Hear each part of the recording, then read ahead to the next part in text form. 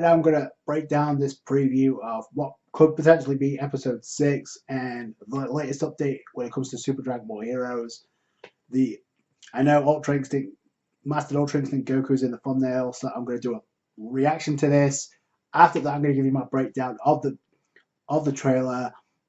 Then give you my thoughts on not only that, but also what I appreciate the most about Dragon Ball Heroes. And then I'm going to follow that with what we got with the news from VG magazine and the Dragon Ball Heroes coming to Nintendo Switch and the latest villain or new character that's been introduced, what this could mean for the future of Dragon Ball Heroes, not just in Japan but across the world. So you guys, I'm about to hit play to this preview. This may be a common thing where I react to each of these new previews that they put up. So look at the landscape and the scenery. It looks like it's going to be where Broly and Goku and Vegeta are battling from the movie. So let's do this. Okay, Goku, Vegeta, Broly, Paragus. Okay, Super Saiyan Blue. Okay, we saw this preview. Oh, the prison planet. Combo goes Super Saiyan 3. We just saw this. Goku going Ultra Instinct. That's going to happen next week or next episode. Oh, interesting attacking combat. And the planet looks more unstable. Combo versus Ultra Instinct Goku. Very interesting.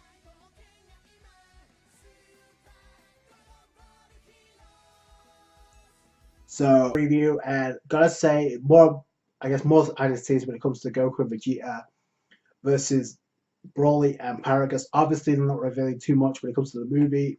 Obviously what we're gonna see in the movie, Super Saiyan Blue, Goku and Vegeta taking on Broly. Nothing really explored there. Interestingly enough, we got Ultra Instinct Goku taking on Combat. No sign of Few anywhere. Which is that a spoiler in that regards? Because if it is, then that could be great, because obviously, like I said, it was very underwhelming the way that Kumba transformed and just got dealt with. Like when it comes to Kumba and base, he's been a complete beast, like just besting Goku, Vegeta, and Super Saiyan Blue, besting Vegito and Super Saiyan Blue Kaioken, and being polished off, it appears, by Zeno, Goku and Vegeta, of obviously fused into Vegito, coming Super Saiyan 4. That overpowered Kumba in the episode 5, and it ended off with Kumba being sent away. Now, obviously the perception is he's finished off, but I don't think so given this preview. No sign of Few anywhere. So, and we do see Beat in this, and this could be like a celebration of Super Dragon Ball Heroes, just because Beat's been a big part of this. So Ultra Instinct against Kumba.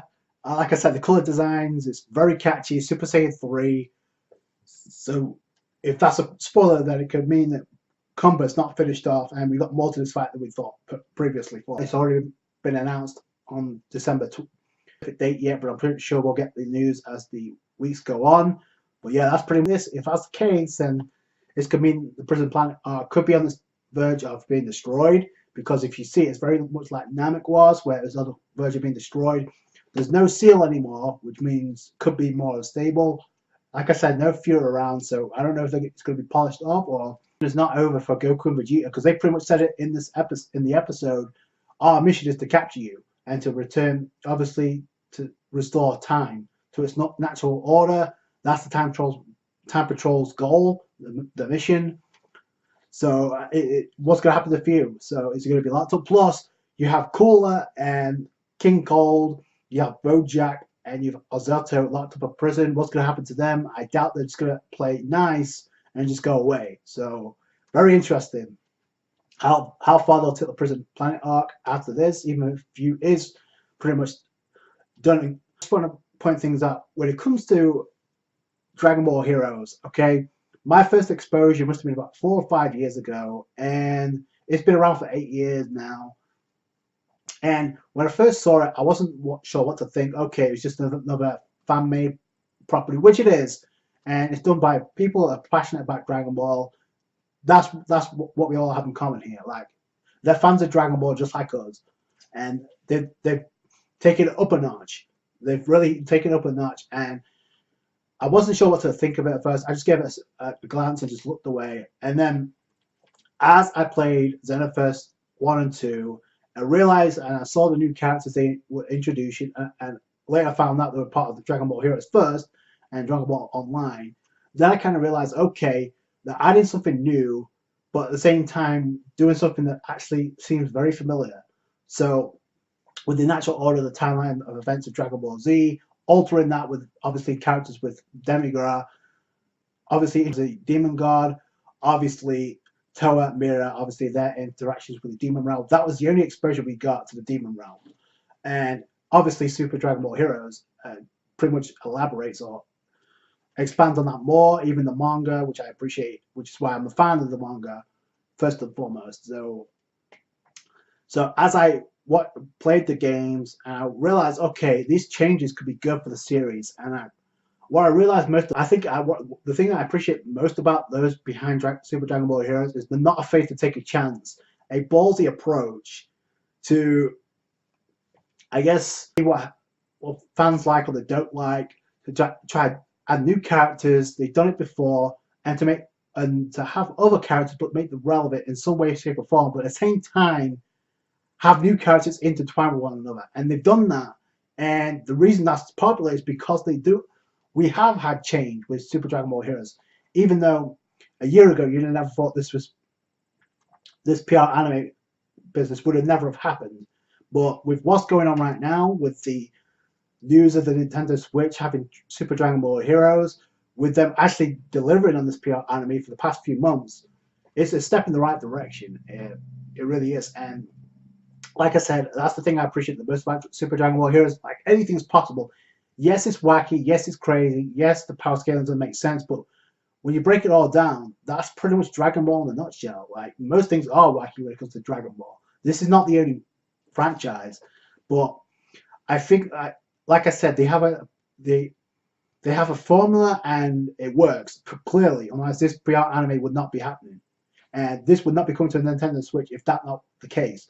So I think when push comes to shove, that's the thing I admire most. They're not afraid to take a chance. Like, when it comes to Toei, and I wish Toei would do this and have a more ballsy approach to introduce new characters. They've done it in the past, and the only one that sticks out to mind, they've done it in Super, but the one that really sticks out to most, that really changed everything, was Beerus and Whis, the introduction of Battle of Gods. If you remember how influential that was to the series and the franchise, introducing a god of destruction and Whis, how powerful they were, opened up a new borders of more exploration, more Dragon Ball lore. So it opened up a can of worms pretty much, and that's the best example they've had. They've tried something new and it drew. Yes, it was a Dragon Ball movie, the first in years, but at the same time they had a new character, Beerus, at that point, and obviously he's been an influential part ever since. He's been a driving force for Goku and Vegeta, pretty much, no pun intended. And here we are now, and they haven't introduced new characters, but at the same time, they haven't had enough time to shine for them to really matter, to like grow on people, much like Beerus has. That's, again, that comes to like having the courage to actually introduce something new and sticking with it. And they haven't done that. They have tried. I can't say they haven't done a good admirable job. They've done as good a job as they can do, but at the same time, it seems like each time, especially with the two previous movies, they've gone back to what's popular, and that's not a bad thing. But it's just like if you remember, before we got the reveal of Broly being in this movie, a lot of people were hoping this would be a new Saiyan, like we get more lore into what could be the same race, which we get in anyway. But I think the fans wanted another Saiyan, a new Saiyan, and technically, I guess it is, but in his own mind, it's a different version of Broly. So, and like I said, Dragon Ball Heroes has that approach where they can intertwine characters that matter with new characters they'll introduce. So they've done this before. Like, they've had Broly in the past, even though it's at that point in time they were part of openings. now they could be potentially part of PR animes in the future. Broly, obviously the Time Breaker Broly, and the regular Broly. Obviously Bardock. I mean, obviously people would jump at the chance to see a Super Saiyan 3 version of Broly, and they got it in Heroes, so they did that first. Obviously, I think Raging Blast did that first, but either way, Dragon Ball Heroes did what fans wanted, and that's pretty much the essence of Dragon Ball Heroes for the past 8 years. They've given fans what they wanted. Deep down inside, Toriyama is incorporating Broly when they should have done that years ago. And we could be seeing new characters now that we've gotten Dragon Ball Heroes that I wish they could have included into Super at some point, whether it be the more explanation, more of the Demon Realm. That's canon. Obviously, maybe more androids like Android 21. I hate to sound like a broken record, but why not? If it works in the games, why not make it work in the anime? Broly and Bardock, and they have Cooler. They've made them out. I mean, they've done that here in the Prison Planet arc. They have like new characters like Comba. They made him to a complete beast. Few, they're starting to like get more spotlight on him now, and that they're doing it again with this new villain, which had a cooler appearance. No pun intended. I think it's going to be the antagonist for the Nintendo Switch game. So I don't even have a Nintendo Switch, and it looks lit. So I'm happy for those who have it. So, but this really could be a step in the right direction of where they go when it comes to Super Dragon Ball Heroes, because the more stuff we get like this, and hopefully they'll have something for the next gen consoles down the line. You never know. This could be what's in place of having another Dragon Ball Xenoverse 3 game. I wouldn't mind a Super Dragon Ball Heroes for a PS4. But again, it could happen within the next 1 to 2 years. You never know. They're expanding a lot more now.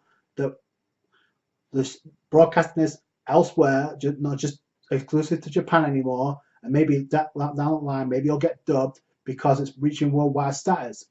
That's what this PR anime is for. And the more they do this, that's what's going to happen.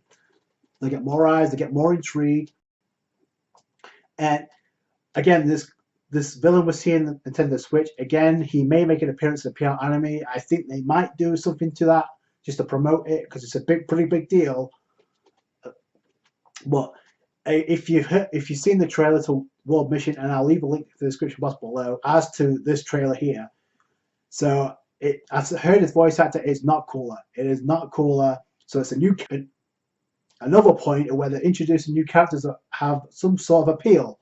So, and I wish Dragon Ball Super or Toei Animation would have the balls to actually do that down the line if the anime does make a return.